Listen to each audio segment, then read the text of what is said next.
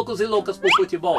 Olha eu aqui com mais um Almanaque da Bola, o canal para você que gosta de curiosidades e histórias sobre o futebol. Deixe o seu joinha, inscreva-se, vamos nessa! Em um outro vídeo eu mostrei as primeiras 25 curiosidades de uma série de 50 que homenageiam os 50 anos da Copa de 70. Neste eu vou completar este número mágico com mais 25 curiosidades.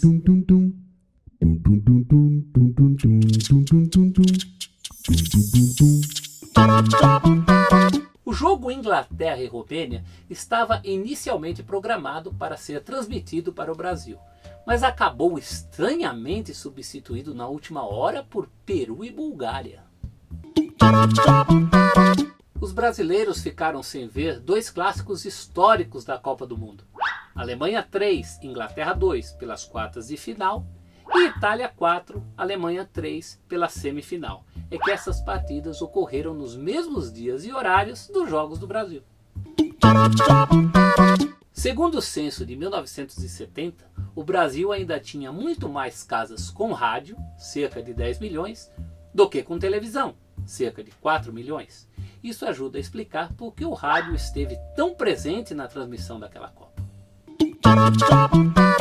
A diferença de fuso horário do Brasil em relação ao México era de 3 horas. Os Jogos do Brasil foram disputados em noites de quarta-feira, às 19 horas, e tardes de domingo, às 15 horas.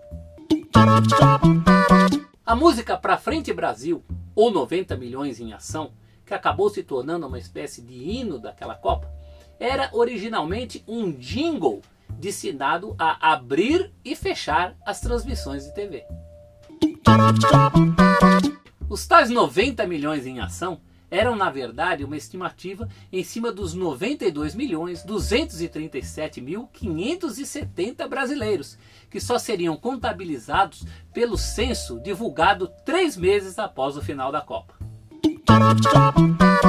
A música tema da Copa deveria ter sido escolhida por uma comissão julgadora, mas houve um empate e 90 milhões em ação, ou Pra Frente Brasil, acabou ganhando na prorrogação, graças aos votos dos executivos das empresas que patrocinavam o evento, um egípcio, um inglês e um americano.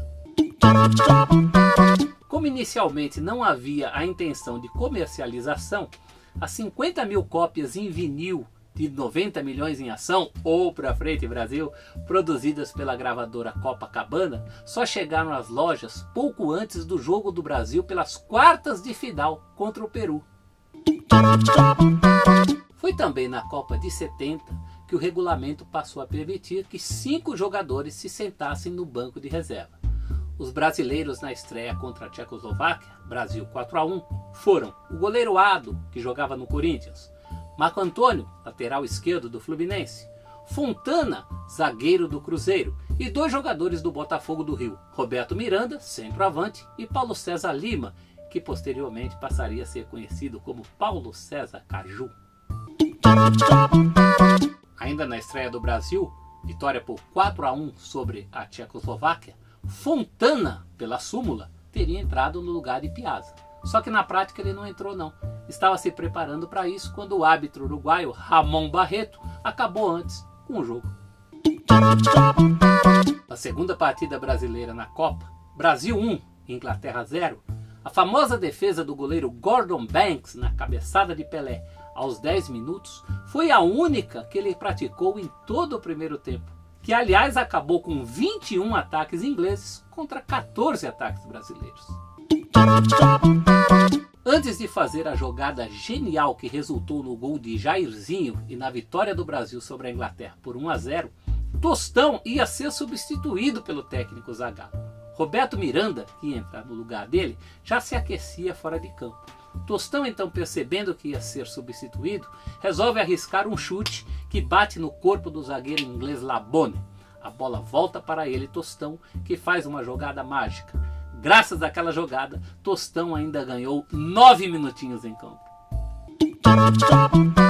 Ainda no jogo Brasil e Inglaterra, aos 21 minutos do segundo tempo, a bola sobrou limpa na marca de pênalti para o inglês Astle, que conseguiu chutar para fora. Graças a essa jogada, o dicionário do futebol inglês passou a ganhar uma nova expressão, Estou miss, que significa perder um gol feito. O Brasil terminou a primeira fase, a fase de grupos da Copa de 70, classificado em primeiro lugar, com 3 vitórias em 3 jogos. Mas nos números havia permitido mais ataques aos seus adversários, 56, do que atacado, 50 vezes. Na vitória brasileira sobre o Peru por 4-2, já das quartas de final, Gerson jogou 67 minutos até ser substituído por Paulo César Lima. Tempo suficiente para dar 51 passes e errar apenas 1. Na semifinal contra o Uruguai, o Brasil saiu perdendo, mas conseguiu empatar ainda aos 45 minutos do primeiro tempo. Aquele gol de Clodoaldo seria o único da carreira do jogador em 39 partidas oficiais com a camisa da seleção. O Brasil já havia virado o jogo da semifinal contra o Uruguai para 2-1, quando aos 43 minutos do segundo tempo, o goleiro Félix praticou a sua maior defesa naquela Copa. Espalmou uma cabeçada do uruguaio Cubija, desferida já da pequena área. Só depois desse lance é que Rivelino marcou o terceiro, o gol do desafogo do Brasil. No Estádio Azteca, há uma placa homenageando a outra semifinal, Itália 4, Alemanha Ocidental 3, como o jogo do século. Mas na verdade, no empate por 1-1 no tempo normal, ainda nada de excepcional havia acontecido. É que aquela foi, na verdade, a prorrogação do século, em que a Alemanha fez 2-1, a Itália virou para 3-2, os alemães voltaram a empatar em 3-3 e, por fim, os italianos fizeram 4-3, classificando-se para a decisão contra o Brasil. Na final da Copa de 70, Brasil 4, Itália 1, Félix tornou-se o primeiro goleiro brasileiro a usar luvas em um jogo de Copa do Mundo. No final da partida, o zagueiro italiano Roberto Rossato se engalfinhou com torcedores para ficar com a camisa de Pelé. Anos depois, em 2002, ela foi vendida em um leilão por cerca de $158 mil. Tostão quase não jogou aquela Copa. No fim de 69, havia sofrido um descolamento de retina. Após 3 operações bem-sucedidas, ele pôde desenvolver o seu futebol. E quando a FIFA deu uma medalha a cada jogador campeão do mundo, Tostão ofereceu a sua ao seu médico, Roberto Abdala Moura, em reconhecimento ao trabalho bem-sucedido nas operações que proporcionou a ele ser campeão do mundo.